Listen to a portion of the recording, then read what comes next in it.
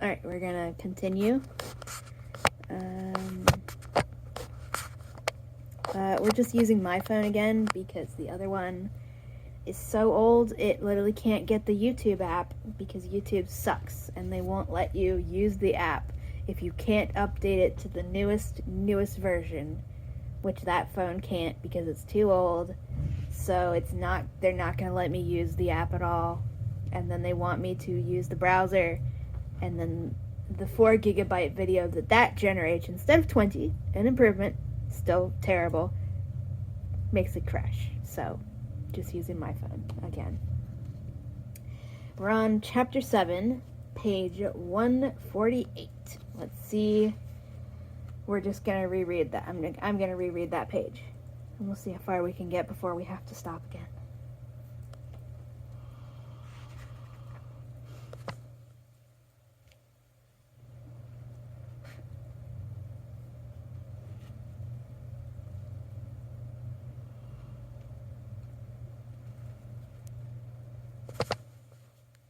Don't knock my phone over, kitty. I have a cat trying to use this as a pillow. You're gonna knock it over. You're directly where the phone needs to be. Here. There. Gonna be good?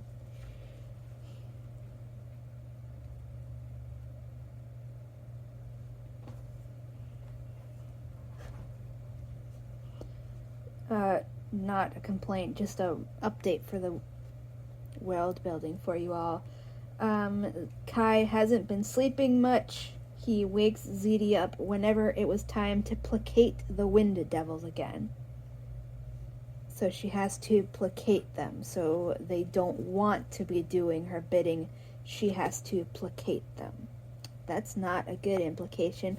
And also, I meant to bring this up earlier, but I got distracted by many things. When Sandra was running messages between Kai and Ziti, despite them having heart walkie-talkies, Sandra says, the wind is going in the right direction, so Ziti is going to let the wind devils steer for a while. That's just normal sailing. If you are saying that the wind has to be going in the direction that you want to go for the wind devils to take you in that direction, then that's just normal sailing. When they mentioned that they're using the wind devils to sail the ship, I assumed, because of logic, which I should have known not to try using, that, okay, the wind devils take control of the wind so they can sail wherever they want without having to rely on the direction of the natural wind. But then we were just told, like it's something, that actually, no, they do literally need to rely on the direction of the natural wind. I don't know, you can't get far on my computer, laptop. They do have to rely on the direction of the natural wind, because that's apparently the only way the wind devils can go. So the wind devils are useless, is what I'm trying to say here. Because if you can only sail with your sails in the direction of the wind, that's just normal sailing. That's not magical boat. You're not using the magical wind spirits in any way. That's just normal sailing. That's just how sailing works. The wind pushes you in the direction it's going. That's just sailing. So they're not... I just wanted to point that out because it's like... No, but you didn't have to say that. Hold on.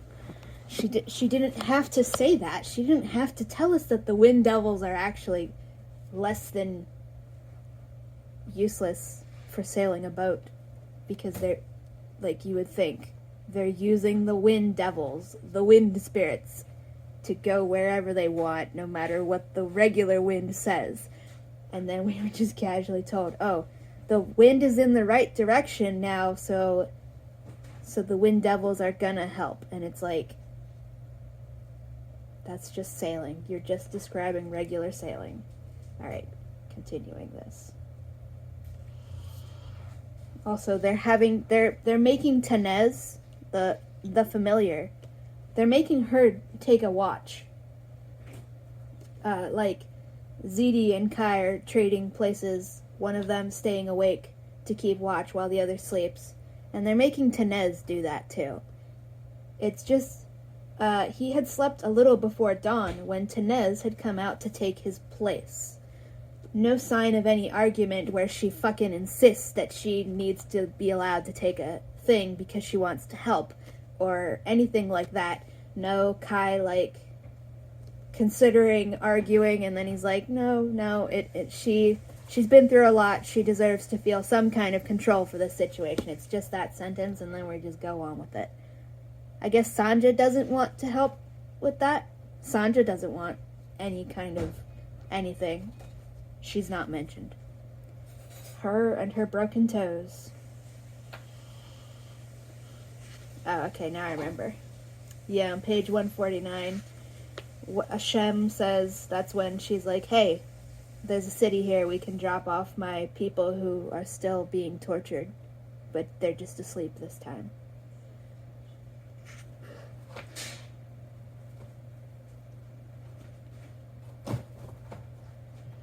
Also, another reason we're using this phone instead of the other one is that the other ones seem to have automatically split the video when it got to 4 megabytes size exactly. So that was like 46 minutes, and then there's just like a 6 minute and 50 something thing. It just automatically split off into a next video, but with no indication of that in the camera app at all. So that's irritating. So that's why there's going to be a 6 minute video before this one. Okay, just so you know.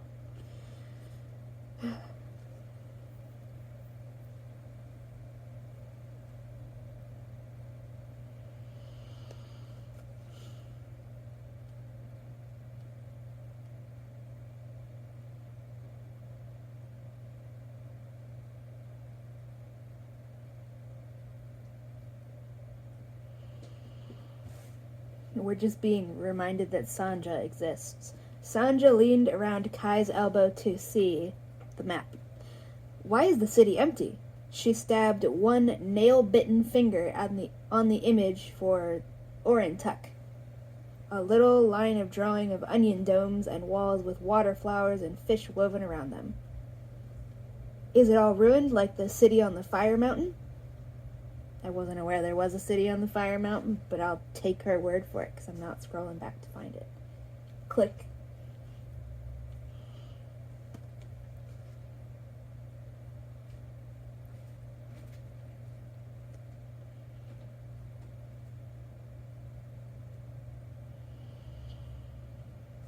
To answer her question, Kai says, it wasn't destroyed. The hierarchs just didn't leave anyone alive when they were done with it, Kai told her. Mortals might live near it or on the outskirts, but there weren't enough left to live in the city again. No people means no shipping, no caravans, no markets, Ramad contributed. I'm presuming that's how his name's pronounced. It's spelled R-A-M-A-D. Could be Ramad, but I'm presuming it's Ramad.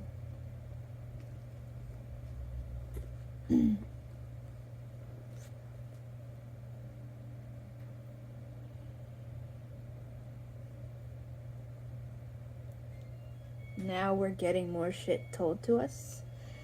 But what about all the people who live through here? Sanja spread her fingers on the map, along the river and the valleys spreading out from Orintuck, the lines where old roads and canals ran.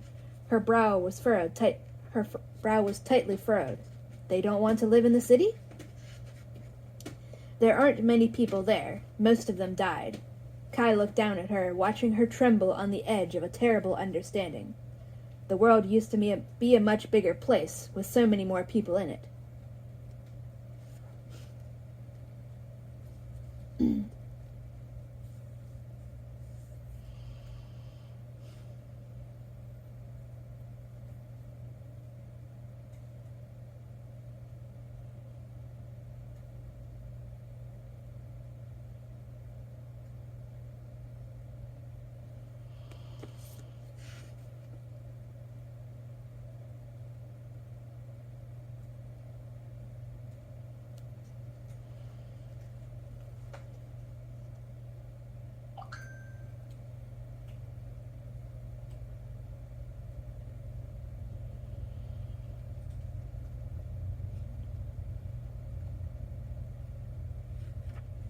So then Ramad is explaining, says, oh, you live in the mouth of flowers, blah, blah, blah. Did you ever go to this part of the city where it's just a bunch of empty canals and stuff? And she's like, yeah, it's just a big garden. And he explains, yeah, that used to be full of water, and lots of people lived there with houses along the canals, and they would sail boats across the bay, and blah, blah, blah, blah, blah. And then Ramad looked at Kai, who stared back at him and said nothing. This is all part of the same paragraph. This is what I was saying. Martha Wells doesn't seem to really understand the purpose of paragraphs. He looked at Kai, who stared back at him and said nothing, period. Did Ramad somehow know Kai had first come to the mortal world as a Sereti? ? If his historical questions yesterday had been an elaborate pretense of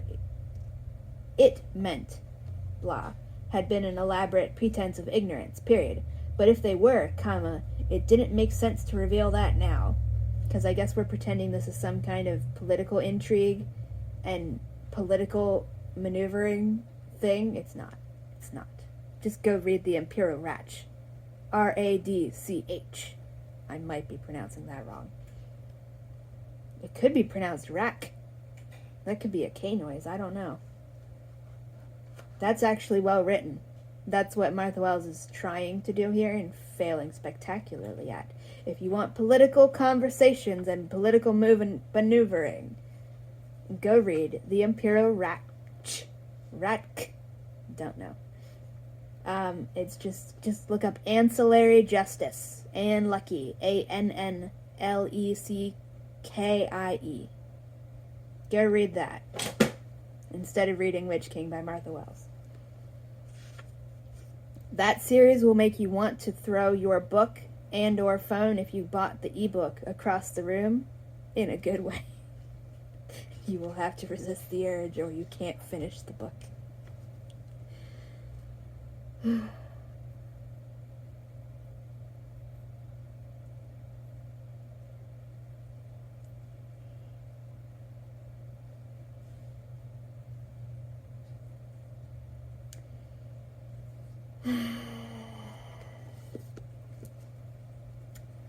Now this is some kind of fucking racism going on now. After Ramad and everybody just explained to Sanja, there's used to be a whole lot more people in the world. And then now it's very clearly Kai thinking. It's just stated as, it's just narrative. It's prose, it's not dialogue. There were no empty cities on the grass plains, period. The scars where the great tents had burned had been scoured away by the wind and blossomed back into grasses, period. If you traced the courses of the rivers, followed the herds of now wild goats and horses, you might find the remnants of irrigation channels that had been dug during the golden light and green changes seasons for garden plots, you might uncover rusted tools and arrowheads, if you looked very hard. And this is like, what's it freaking called? The mystical savage stereotype. I can't remember the name of this stereotype and trope. She's acting like, because these Native American people, these Native American coded people, were nomadic, that means that there's no traces of them on the landscape. You just might be able to find some rusted tools and arrowheads if you look very hard, because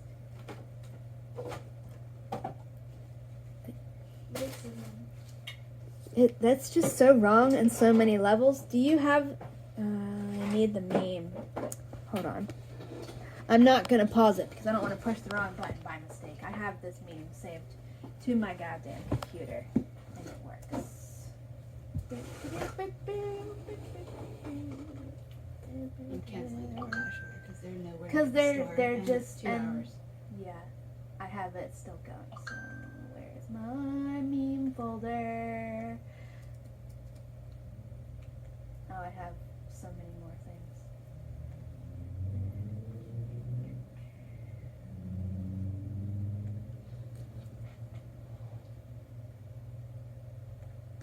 I'm quoting this particularly.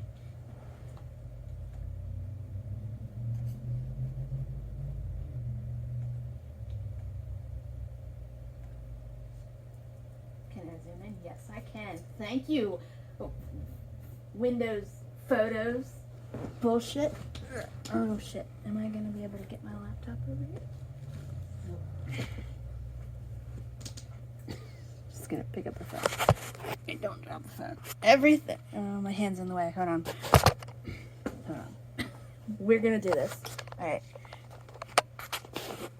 Everything about that statement is wrong. I'll quote one of Martha... Oh, you can't see the text. Everything about that statement is wrong. Quoting one of Martha Wells's favorite fucking TV shows back at her. Everything about that statement is wrong. That's not... Ah, my foot! Ah. Alright, can we get out of full screen again? Thank you, computer. That's not how this works. This is a racist fucking myth of the... Is it called the noble savage? Pretty much. Is that the trope? I don't know. This is the noble savage trope, and it is reinforcing the idea of terra nullius, the empty lands. The idea that indigenous people, they just leave zero trace. There's no... What was that? Who knows? Cat's causing chaos, but it's fine. This is just completely fucking wrong. And the fact that she's doing this with the Native American coded people is just making it worse. People are already under the impression, because of systemic white supremacy, that there are no archaeological sites in North America, because systemic white supremacy, genocide, and systemic white supremacy. The truth is that there are still in existence many archaeological sites dating back thousands of years, probably tens of thousands. I'm bad with math when it comes to time, so don't fucking quote me on that. In North America, and a lot of them were literally, actively, purposefully destroyed by the European colonizers. Some of them are still in existence and literally have cities, just people's homes just built on top of them. Frick, I just forgot what it's called. Just look up the Serpent Mound. Stuff like that. Just look up archaeology in North America. Stuff like that. Just look up the Serpent Mound. You should be able to find that with a basic Google search. This idea that the Native American coded people that she decided to say they were genocided because they were making deals with devils, literally a thing they were actually doing, and sex trafficking children with demons and stuff, which is factually correct. Now she's saying that they're so pure and good with the land, as though the rest of the people that we're discussing who have had genocide committed against them weren't also indigenous to this area. Like, as far as we know, everybody who's getting discussed on this page 150, we're at 150. We are now 100 pages further than the person. yeah, we're 100 pages further into this book than the person who paid $28.99 for it and gave up on page 50 and gave it to Goodwill. Thank you for giving it to Goodwill. I get to read it for less than $28.99. All of the people that we've just been discussing in this page, of all these people getting killed by the white people bad, colonizers, fantasy Nazis, but as long as she says they're white people, that means that there's nothing racist in this book, because she says white people bad. And she thinks that's literally a get out of racism free card. It's not. Now she's saying that the Native American coded people that she, a white woman, invented and made up, and then said they were all pedophiles who sex traffic children and literally make deals with demons, and that's why they got genocided. But the propaganda isn't true, even though it literally is, and all of this bullshit. Now she's saying that they left no trace of their existence on the thing except maybe some rusted tools or arrowheads if you looked very hard. She doesn't know what she's fucking talking about. This is just racist bullshit. This is active white supremacist myths invented way back when to delegitimize all the indigenous people living in what is now called North America. And she published this book in 2023. That just go look it up. Go look it up. Go look up. There's a guy on here. His name is something. Dyslexia is very annoying, and his name is like Minute. It's got a lot of minis in it. Terra Nullis Minute. specifically refer to Minuteman. Mini Minute Man. Is that all one word? Yes. Mini Minute Man. He has videos about some of these things, and then there's other archaeologists you can find also making videos on YouTube about these things.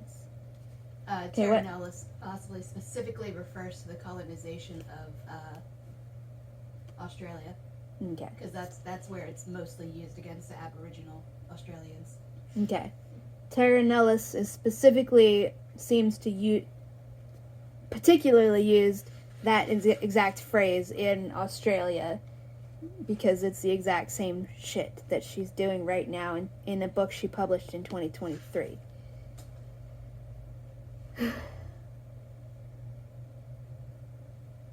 And then we just get at the bottom of page 150, after all the adults have explained a lot of people were killed before, Sanja had either taken in the idea or set it aside for later consideration. Period. There's no commas in that, just for the record. She said, "Is Orantuck filled with ghosts?" And now we're on page 151. "Is that a problem for you?" Kai asked her. "Ghosts steal your face," Sanja said. Then she squinted up at Kai and amended, "Not your face." "Not my face," Kai agreed. Like she's a toddler? Yeah, that's like, that kind of little conversation there is making it, how old is Sanja with her broken toes that nobody's going to heal? How old is she? Because that conversation there, that's making her seem way younger than I was expecting. And then, in the exact same paragraph as "not my face," Kai agreed, in the exact same paragraph, Shem watched them with a frown. Period. He wondered if she thought it was now too late for Sanja, comma, already corrupted by witches and demons. Period. Because again, we're pretending that Kai is an oppressed minority for being an immortal, overpowered demon. And this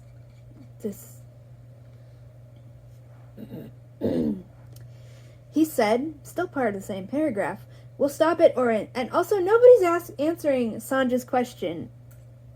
Like, how old is she? I have to ask now after that little conversation. She says, I'll just read this, just the dialogue. Sanja, "Is Orantuck filled with ghosts?" Kai, "Is that a problem for you?" Sanja, "Ghosts steal your face." "Not your face." "Not my face." Is anybody going to address the concerns she clearly has about getting her face stolen? Is that a factual statement that ghosts steal your face? Does she need to be concerned about her face getting stolen? Is that a myth? Do they have stuff that'll make ghosts not steal the child's face? Are ghosts friends with demons? Are ghosts friends with ZD? Are we gonna address that at all? Why was that brought up? Because the conversation just seems to be moving on completely. We're not addressing that at all. Because in the exact same paragraph which starts off with, "Not my face," Kai agreed. "We'll stop at Orantuck and you can take," I guess he's talking to Hashem now. We'll stop at Orientuck and you can take the cohort off the ship. But first, Zedi is going to use the steering column's connection to the Well of Thosarin to call an immortal blessed, probably an immortal marshal, to answer a few questions. She'll invoke her kin, right? But depending on which blessed comes, they may still try to kill us. And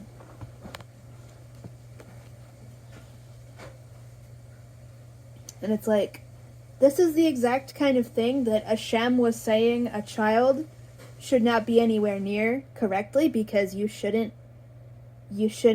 be letting children stay in the area when you are going to summon an immortal person that you know might try to kill you and every single person aboard the ship. That's the kind of thing where okay, we're going to find a nice, safe spot to land. We're going to let everybody who's not us off. We're going to go out to sea. We're going to summon the person who might try to kill everybody. If they try to kill everybody, we'll somehow deal with it even though they're immortal. If they're friendly, we'll come back and pick you guys up. But no, he's specifically saying, yeah, we'll drop you guys all off at the city where you can get medical attention for the people who are still in stasis in torture. In an empty city where nobody lives, how is that supposed to solve the problem of getting them medical attention? Because, I was like, okay, so they're going to go somewhere that has hospitals, right? No, we're just going to drop them off at an empty city. I don't know why that's better than doing it on a boat when you have a demon who can heal anything, apparently. Yeah, he's saying, we'll drop you guys off. But before that, specifically before that, we're going to summon somebody who might try to kill everybody on the ship and would presumably be unstoppable because they're immortal. That's literally their name. It's in the name. Immortal Marshal. Yeah, Martha Wells, we know. We know that. Hashem's frown deepened. Wait, what? An immortal marshal may try to kill you.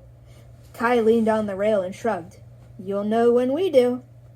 Ramad, who seemed committed to his role as the reasonable one, and I do want to say, for the record, the R and O in that are capitalized. Reasonable one.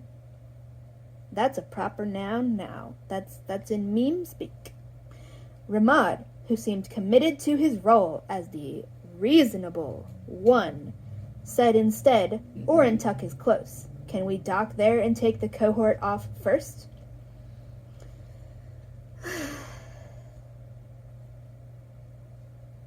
If you picked up this book because you believed the little blurb, from the breakout superstar, author of Murderbot, comes a remarkable story of power and friendship, of trust and betrayal, and the families we choose.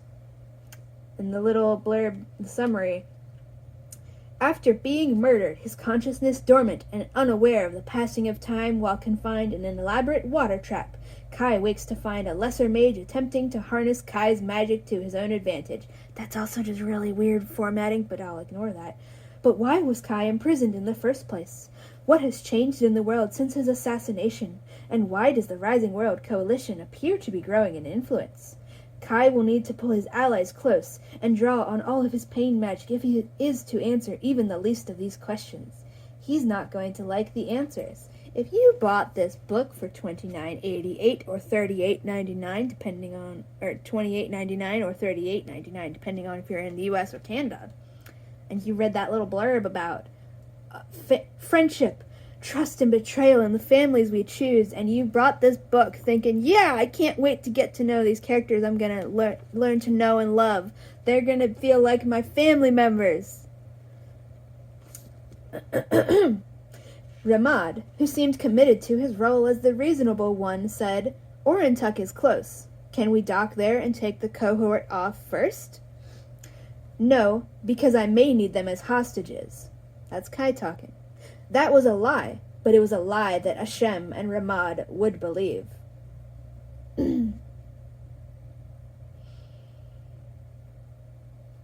So, So the answer is no. No, we're not going to let people off the ship before we summon the person who is literally immortal and most probably will want to kill everybody on the ship, murder everybody on the ship. We're not going to let any of these people off. We're not going to release the slaves from torture. They're still in stasis for that. Still, their body is contorted. I have to restate this again. Hands on oars, crusted with blood and pus, because Martha Wells thinks typing out the word pus means it's mature. It's not. And the benches are designed for 2 adults to sit on them. I have to hold the book with one hand. 6 people, 6 fully grown adults, are being crammed violently into benches meant for only 2 fully grown adults to sit on. So they are contorted, crammed into a space too small for their fucking bodies. They probably all have broken ribs and arms and legs at the very least. Hands still clutching oars crusted with blood and pus. Because I guess at some point they were rowing. That doesn't really make sense. It doesn't make sense, but we're supposed to ignore that. But why is there blood and pus on their hands if they were just frozen in time this whole time? It's badly written. We're not going to let any of the people out of the torture stasis. We're not going to let any of the innocent bystanders get off the boat before we summon an immortal murderous person who will most likely want to murder everybody on the ship, and there's literally no way to stop them, as far as we have been told, because they're immortal. That's literally in their name. Immortal Marshal. And Kai says, no, because I might need them as hostages, and he's lying. He's lying about that. And this is the protagonist that's supposed to be part of this beloved found family that we're supposed to think this book is going for by having little girls that everybody treats badly tag along with less narrative usefulness than dogs. Like that little thing where Sanja is the vessel for explanations. That's the most she or Tenez combined have done this entire time. Let's continue, I guess.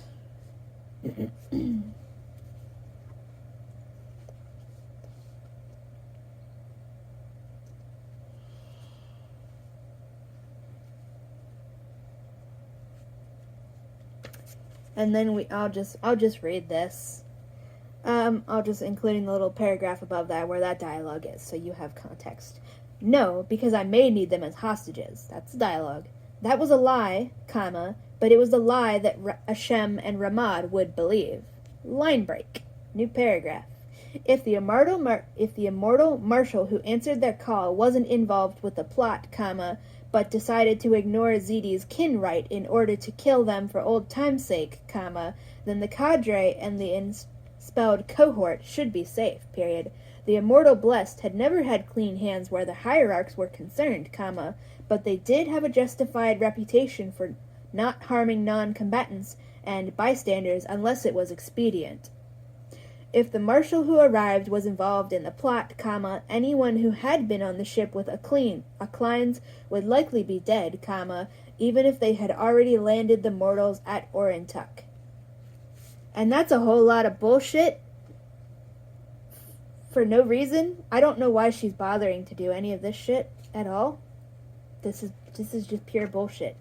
Because we established earlier, Zidi said earlier, and Zidi, we should trust Zidi's word when it comes to violence, because that's her whole personality, said, if we summon a thing, they'll probably murder everybody on the ship if we get somebody who doesn't like us. Now we're just saying, oh, no, actually, they'd probably all be fine. They would just kill Kai and Zidi for out of nowhere. And it's like, okay, then this is just stupid. That took up a whole decently sized paragraph there. So I can only see the only reason I can think that this conversation is happening is to pad the runtime, as they say.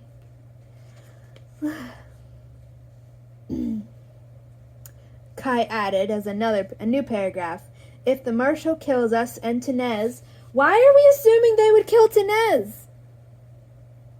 Why? Familiar. Yeah, she's the familiar. The other little girl here who's less narratively impactful than a dog.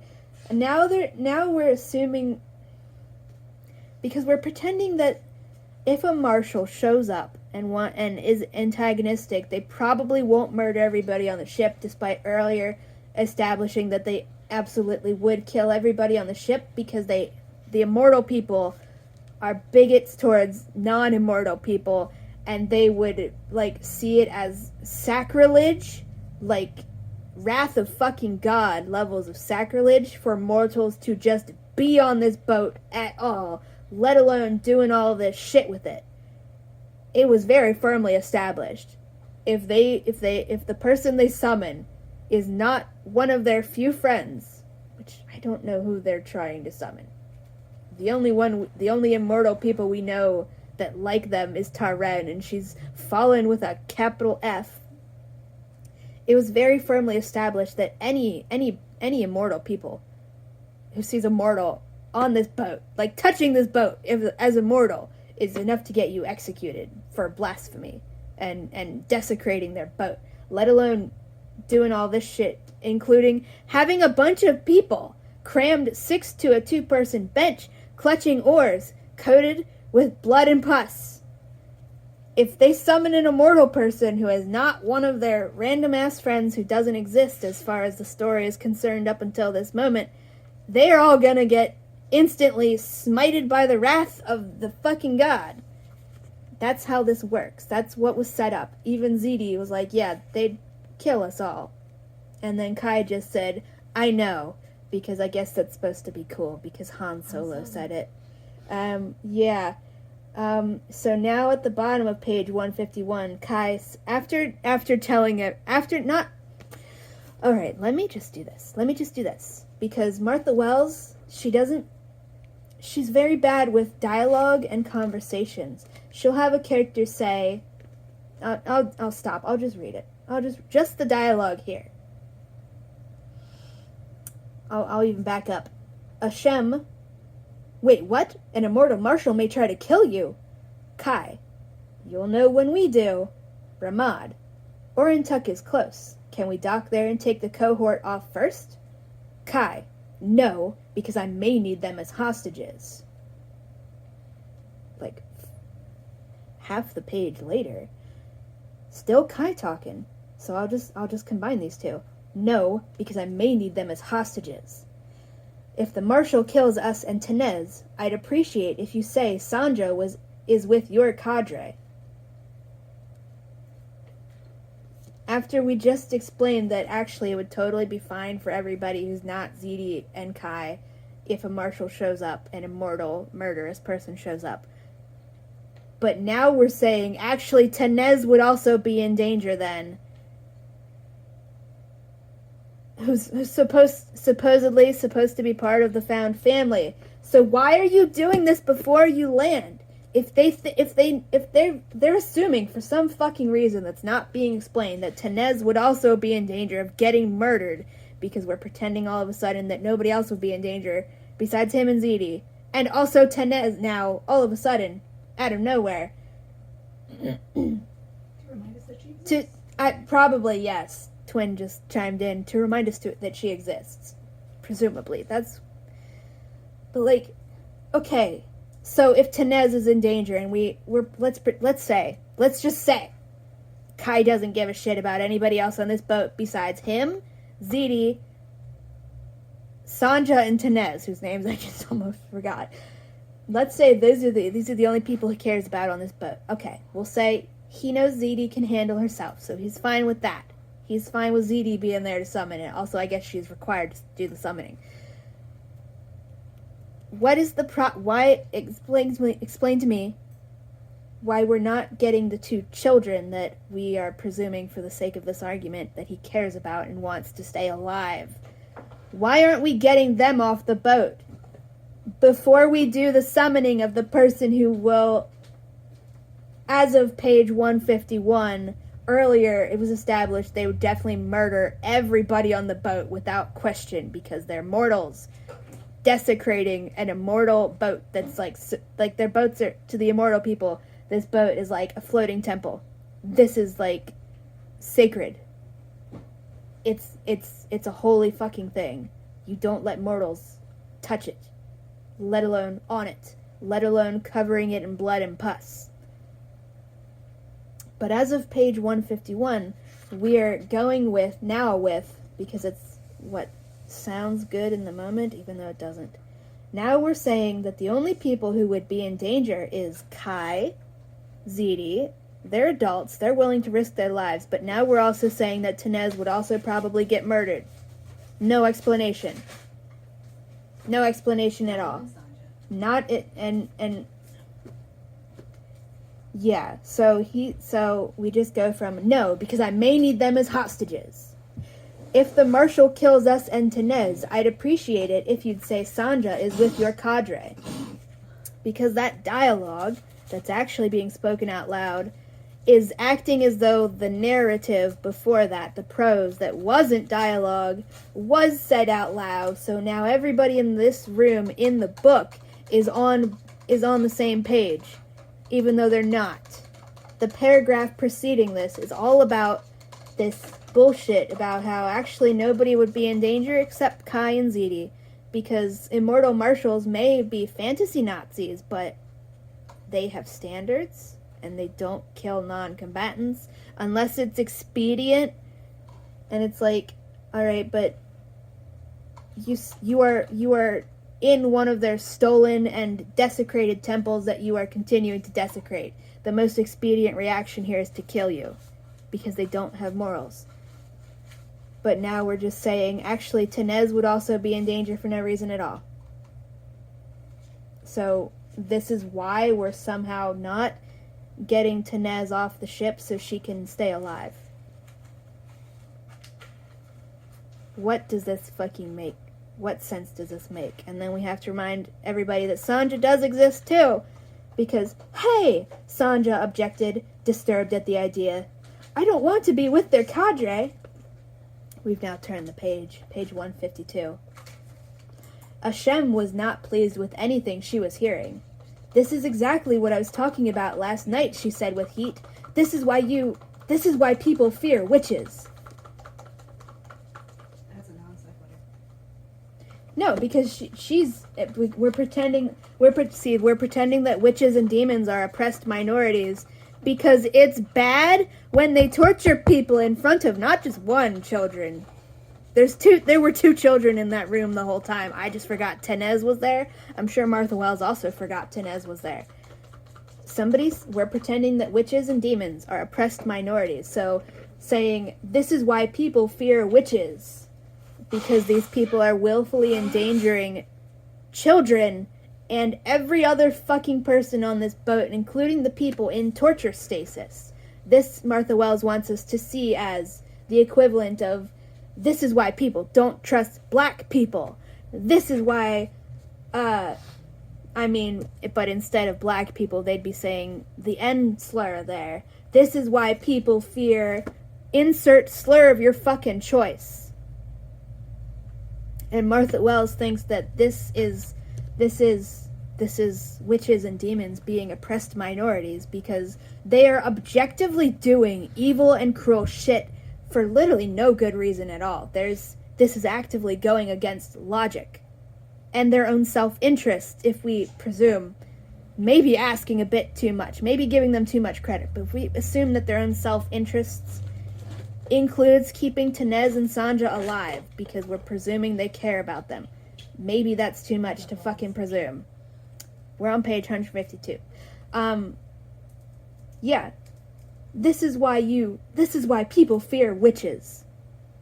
Correct. Factually fucking correct. If witches go around doing this shit all the time, yeah, fuck witches. Fuck those people. Fuck Ziti. Fuck Kai. Yes, correct fucking statement. And this is why Martha Wells is a fucking racist. And ableist and so much more I'm not going to get into. I have not even had a chance to make a single video about her ableism. Jesus. Fucking A.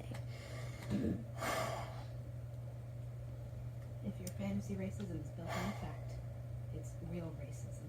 Mm-hmm. Martha Wells is the kind of racist that thinks that oppressed people are oppressed for good reasons. This is why she's literally proving right now very good reasons for people to hate and fear witches.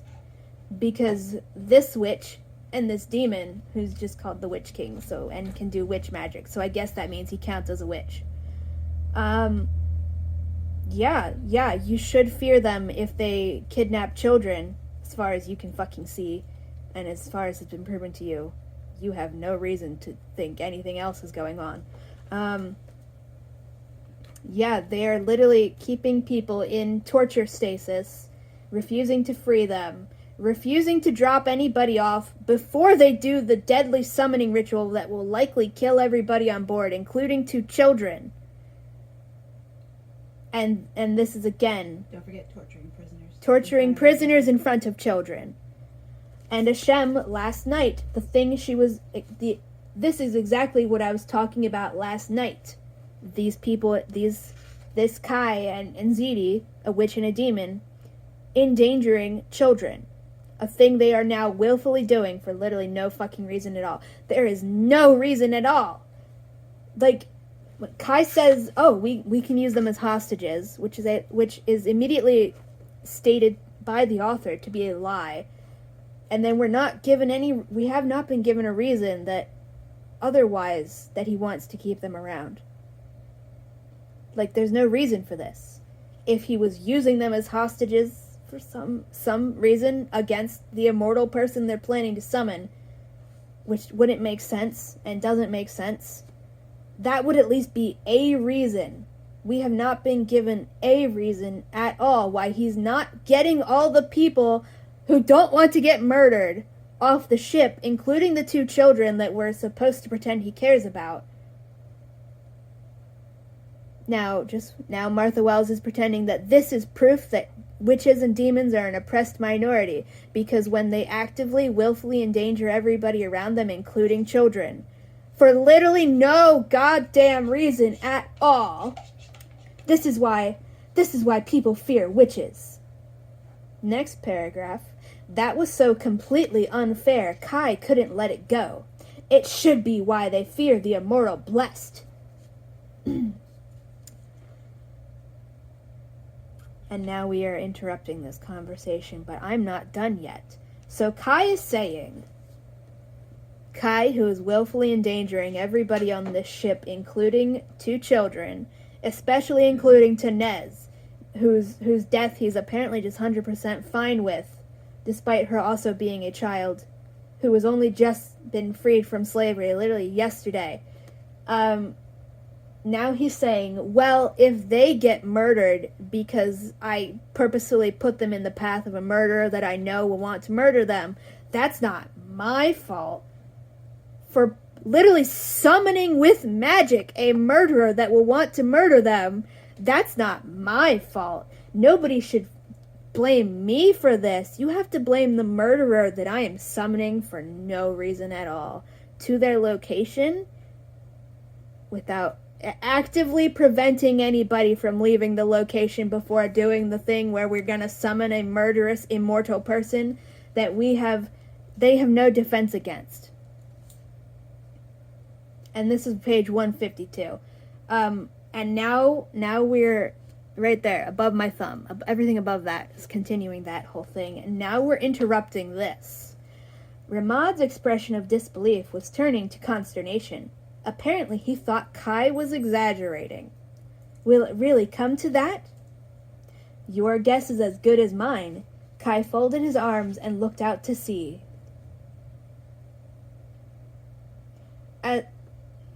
This is just so terribly written. It's been established that the immortal people are bad, and that they are all in an immortal temple boat that was stolen. It's not literally called a temple boat, but it's a sacrosanct boat that only immortal people are ever supposed to go near. You're not supposed to even let mortals touch it. Probably not even look at it at close distance. And they are on it. They are sleeping in it. They are shitting in it. They are literally covering the oars with blood and pus. And I'm going to keep fucking repeating that because Martha Wells thinks just typing out the word pus means it's mature. And it's just like, and now Ramad is pretending that, wait, why would immortals want to kill you guys? Because it's terrible. It's terrible.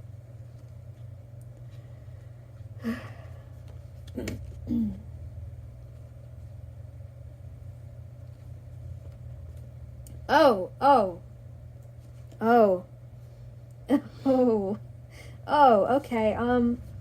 You see it here in the middle of the page. There's a page break right there.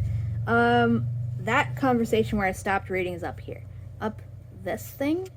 Now, between that and the page break there, let me just read it to you. You're not missing out on anything between me reading that and what I'm going to read right now. Okay? Ziti stepped out of the main cabin, dusting crumbs off her fingers. Her mouth a grim line, she said, let's get this over with, . She crossed to the steering column, pushed the metal plate up, and put her hand on the white stone mounted below, . Kai felt the change in the air, the sudden tingle of heat across his skin, . The well of Thusarin wasn't like the well of the hierarchs, but it was still alien, still inimical to what he was. New paragraph. Ziti said, I am Ziti Dayaha, wife to Taren Stargard, and I invoke my rights to formal hearing as kin to the blessed. So, they are literally summoning the immortal person who will murder everybody on this ship, literally right now in this scene. No warning. Mid-conversation, Ziti just strolls out, brushes crumbs off her hands, because I guess she was just in there eating snacks, while everybody else out here is discussing child abuse. She just strolls out, slaps her hand on the fucking, we'll just call it I just forgot the meme. Slaps her hand on the summoning thing and says, hey, immortal person who will kill everybody on this boat, come on over. I'm summoning you. Above that page break, there. That just happened. Out of the blue. There's no ceremony required. There's no anything required. It's just, let's get this over with. Anybody who wants to come murder every single person on this boat, including 2 children, come on, let's go. Take this fucking teleport spell. I presume they don't have a choice to say no. Just summoning. Jesus Christ. This is page 152. Person who bought this book. The poor person who spent $28.99 on this book and got to page 50. We're on page 152. Want to look up, what's the percentage of 152 out of 414? Since I can't use the calculator. Let's see what percentage we are at if this were an ebook. Also, it's just really fucking ridiculous. You can just say that. 36%. We're 36% of the way through. It's really ridiculous. Previous person was at 12%. Yeah, if you'd stopped at page 50, like the person who bought this book, that's 12% of the way in. We're at what? 36? Mm-hmm. We're 36% of the way through this book. And, yeah. And now, under that little page break, I'll just continue reading, and here, God, maybe we can get somewhere. 54 minutes into the video.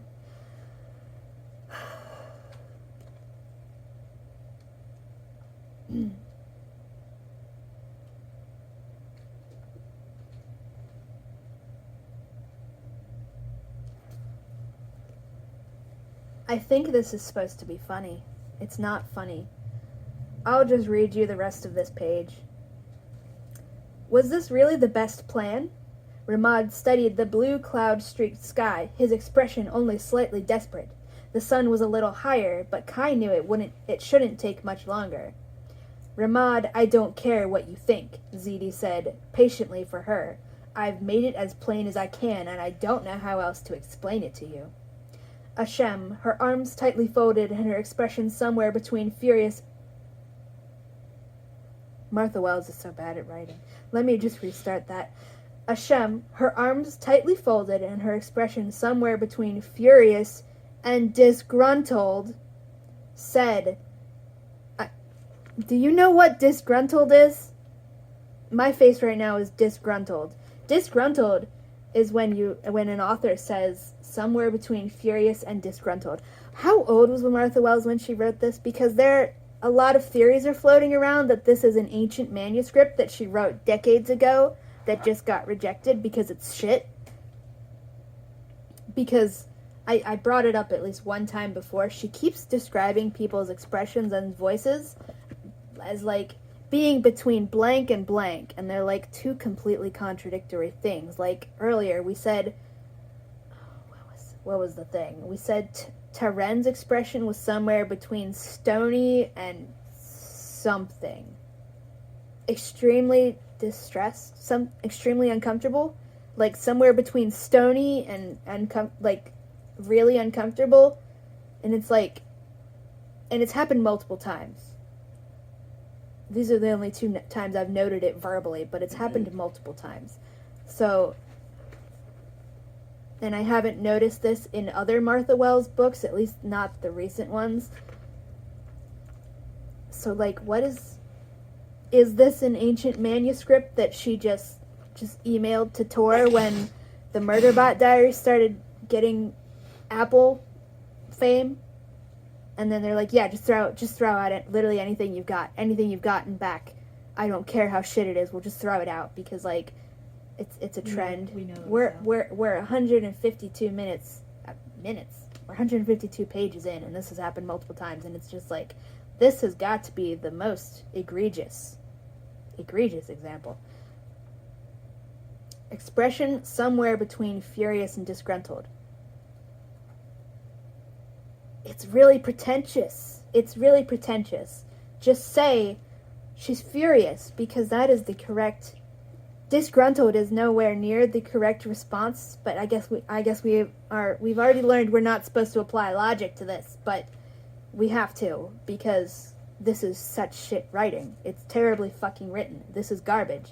I feel so fucking sorry for the person who paid $28.99 for this. Disgruntled. You would never use the word disgruntled in this situation unless you were writing a comedy.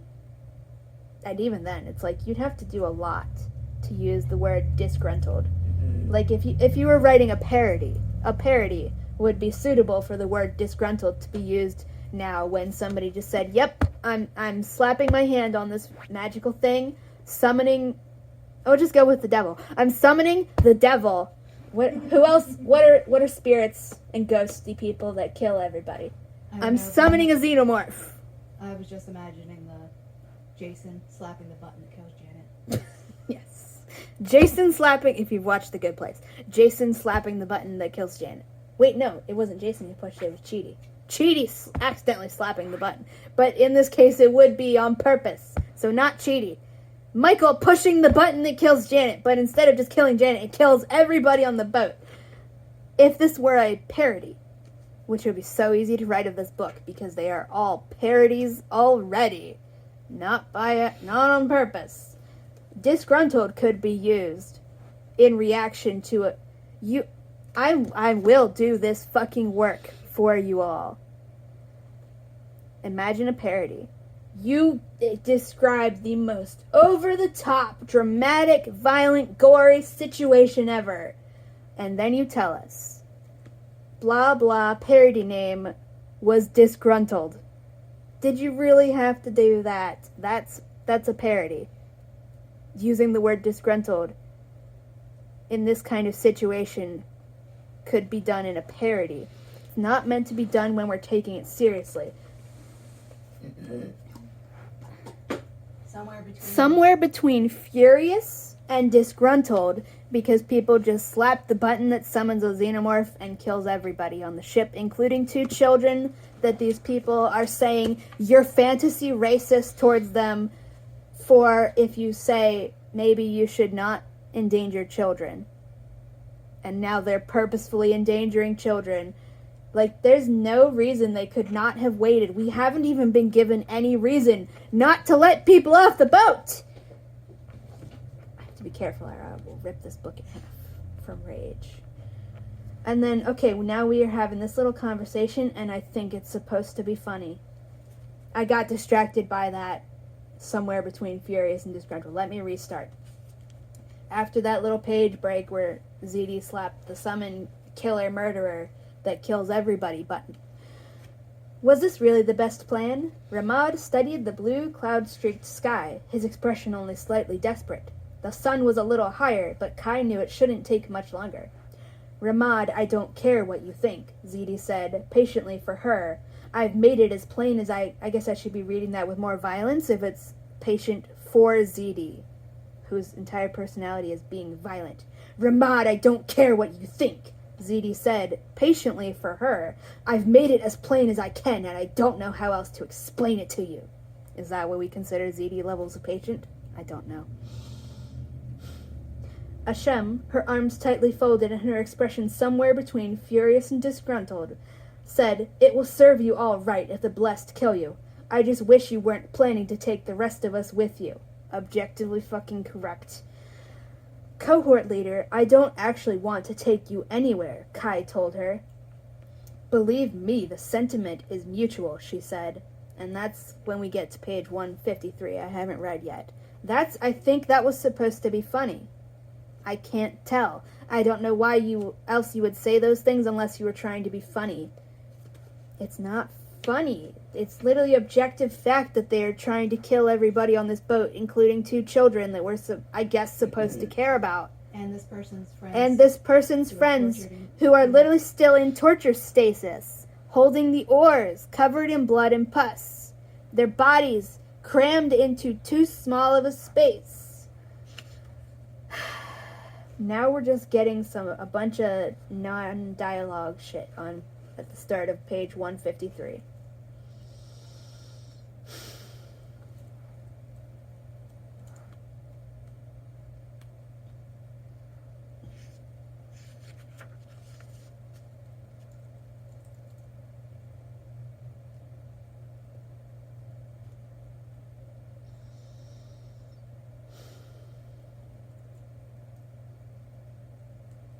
We're pretending we're doing political intrigue and shit. I'm not reading it out loud. Just turn to page 153, class.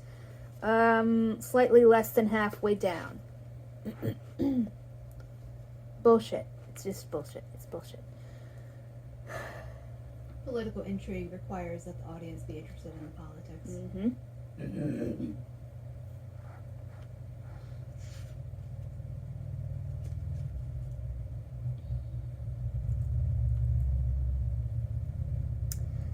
Now Kai spots what is supposed to be the telltale sign of an immortal blessed appearing to answer their summons. And he says, Run inside the cabin, he told Sanja. Cohort leader, get your cadre off the deck. So now we're pretending that we care and are trying to protect the people that they just summoned the immortal person to kill. Sanja hesitated for a heartbeat, staring up, then bolted for the hatch.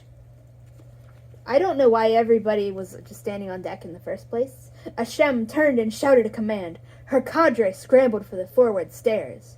Tenez paced deliberately out the main cabin and came to stand behind Kai and ZD. Kai told her, You don't have to. Her gaze on the sky, she signed back, I want to. Why? Why are you letting this child stand here when the murderer person gets here? This is infuriating. Yeah, let me just push the button that summons a xenomorph. I'm reading the Alien comics, so I have xenomorphs on the brain. Let me just push the button that summons a xenomorph into an enclosed space. An immortal, unkillable xenomorph. Like, literally immortal xenomorph. You can't do anything to it. It's immortal. And now you say, okay, kid, now go hide under your bed. Except that might work because of alien isolation and all that shit. But no, go stand in the other room. Even though we just said we're not going to let you off the ship to go to safety. And now, I guess again, Tenez and Sandra only exist as far as Martha Wells is concerned so that she can check off they got kids to adopt, so that makes it found family, right? No, it doesn't. No, it doesn't. Not when they're abusing these children. And also, yes, I guess I gotta explain this. If you deliberately put children in life-threatening situations for literally no fucking reason at all, even for any reason, but especially for no reason at all, that's abuse. That's child abuse. Child endangerment. This is child endangerment for no reason at all. There's not even like any arbitrary reason. There's just no reason. This is child abuse. ZD and Kai are abusing the children in their found family. The family they choose. But it's like, what in the fuck?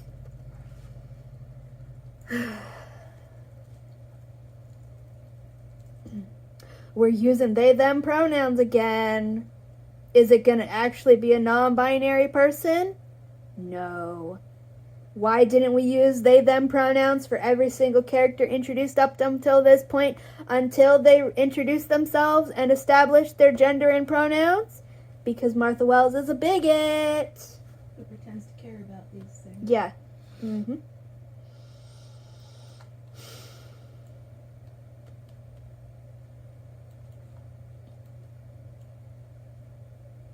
Martha Wells keeps describing people's skin as tawny. Alright, I'll just read you the description of this. The bright figure grew in size and detail as its meteor-like fall slowed. It was an immortal marshal, not just a blessed. They wore a gold breastplate and forearm guards over a light yellow tunic with a tabard, and full pants tucked into high gilded leather boots. Their hair was cut all the way back to the scalp until it was just a light dusting of silver on tawny skin. They carried a lance tipped with the white flag of the blessed. Now we are turning the page. Can you hear the pages turning? We're on page 154 now. Nope, it's not a non-binary person. Anybody who got their hopes up, sorry. Sorry! On top of page 154, ostentatious, condescending. What's condescending about this? You summoned them. Everybody was already looking up. I presume the default mode of transportation is appearing high up in the sky. Ostentatious, condescending. ZD's inaudible mutter became audible. Oh, it's Sandrin. S-A-A... No, I pronounced that wrong. S-A-A-D-R-I-N. Sadrin? I'll presume that's how you say it. Oh, it's Sadrin. Well, if we have to kill her, at least it'll be no loss. I was going to say, it's going to be a cousin that they don't like. It's probably a misogynistic caricature. Say that louder for the phone. It's probably going to be a misogynistic caricature relative, just like Moon's sex slave girlfriend, who we're not supposed to realize is a sex slave in the books of the Rex era. She was gifted to him as property. Because Martha Wells, when she was 30 years old in 1994, watched the Stargate movie and thought that Sharae, being given to a Sharae, a black woman, they're from Egypt. I don't really think they were giving a shit about casting. Non-white woman, black or brown woman, unknown descent, because it's not good written. It's not good writing. Martha Wells watched that when she was 30 years old in 1994 and decided, very, very obviously, based on everything that she has ever written, decided that Sharae Showery, I'm sorry, I was thinking of the show. In the movie, they changed the pronunciation of her name. In the movie, her name is pronounced Showery, and then they changed it to Sharae because some fucking reason. Martha Wells saw Showery being given to a woman who's described as a child in the novel, apparently. The novelization, she's a teenager, which is even more fucking disgusting, but explains a lot of things about Martha Wells' writing, doesn't it? Apparently she thought that was the hottest thing ever. So she just keeps saying that it's good for people to be given to other people as sex slaves. So in the books of the Raxura, we're told that Moon showed up in some village, and the people of this village are misogynists, so we're supposed to think that's bad. And they just give Moon 2 women to have sex with and live with reasons.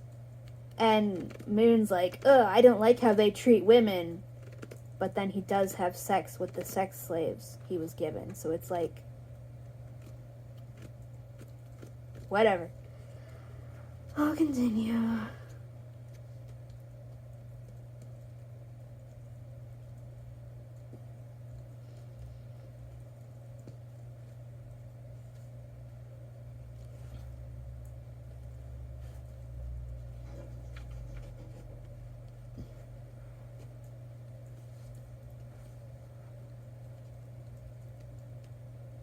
And we're still on page 154, just for the record.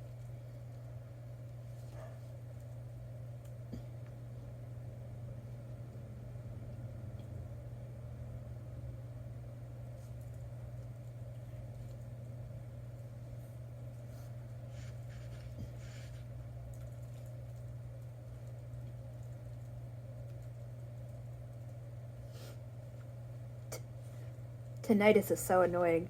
This ear was apparently muffled for the last few minutes. I don't know how long. It just stopped being muffled. It gets muffled so slowly I don't notice, and then it just magically comes back. That's so weird.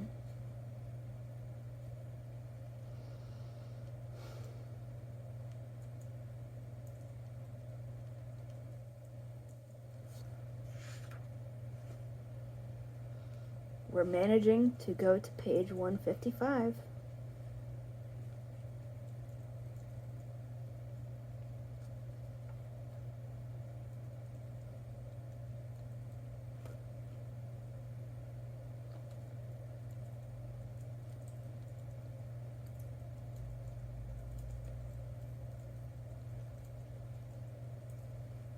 Oh, this is just going to be more everybody stands around saying shit that's not doing anything.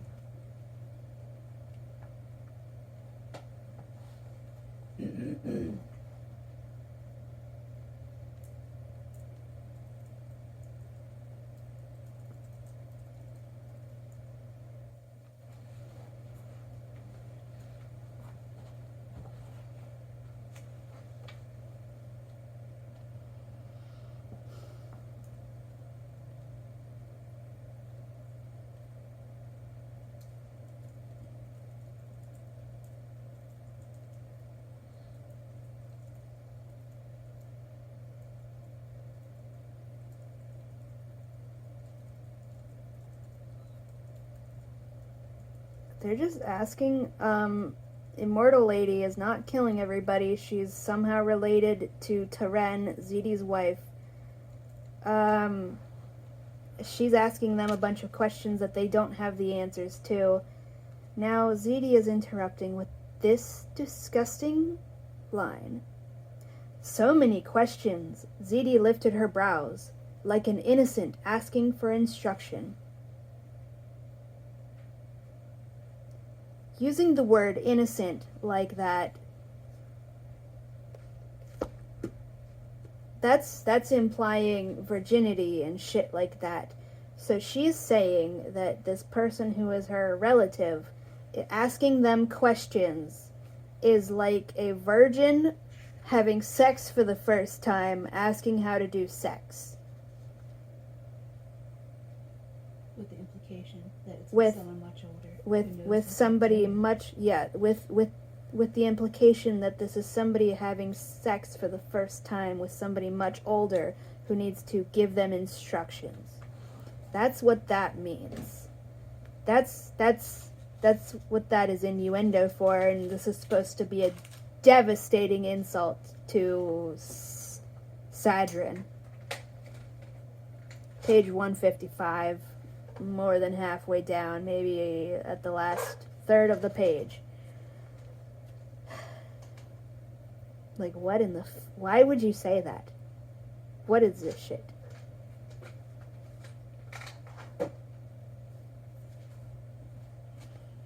I'll keep reading.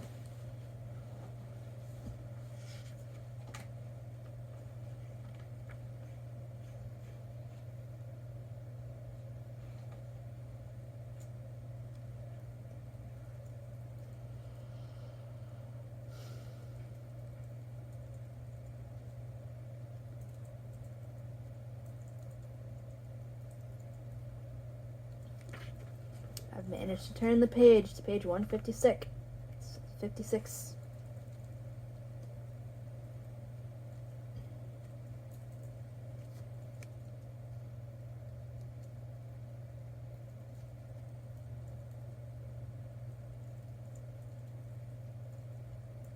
So now ZD explicitly is trying to antagonize the immortal person that could just murder everybody on the ship, including the 2 children that we are supposed to care about. With a patience designed to annoy, ZD said, "That would have been my next question had I ever been given an answer to my first. Also, I cannot tell you what questions are being asked because this is horribly fucking written and obnoxious." I guess I will just read it all out loud to you, and you can... Because I'll have to end the video soon before it gets too long to be obnoxiously giant.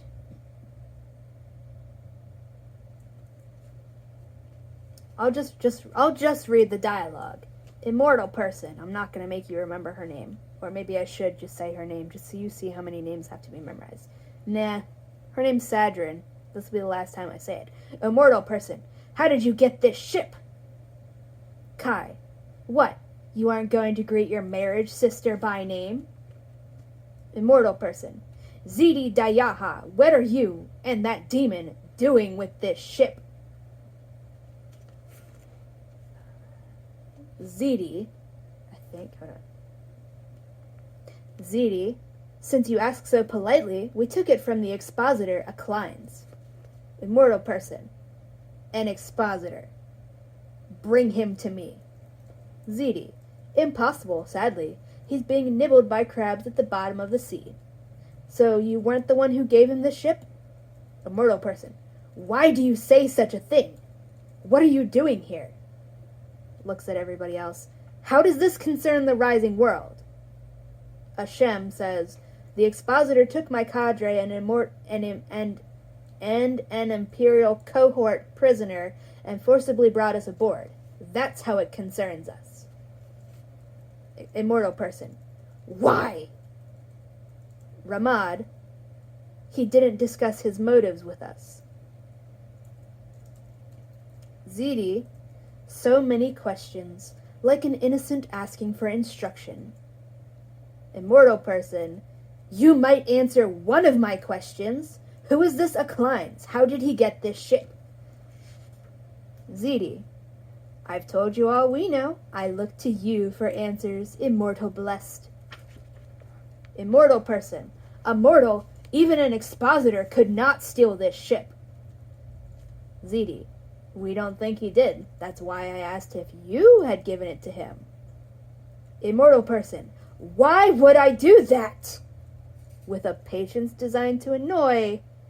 That would have been my next question had I ever been given an answer to my first. And we'll just stop there. We're on page 156.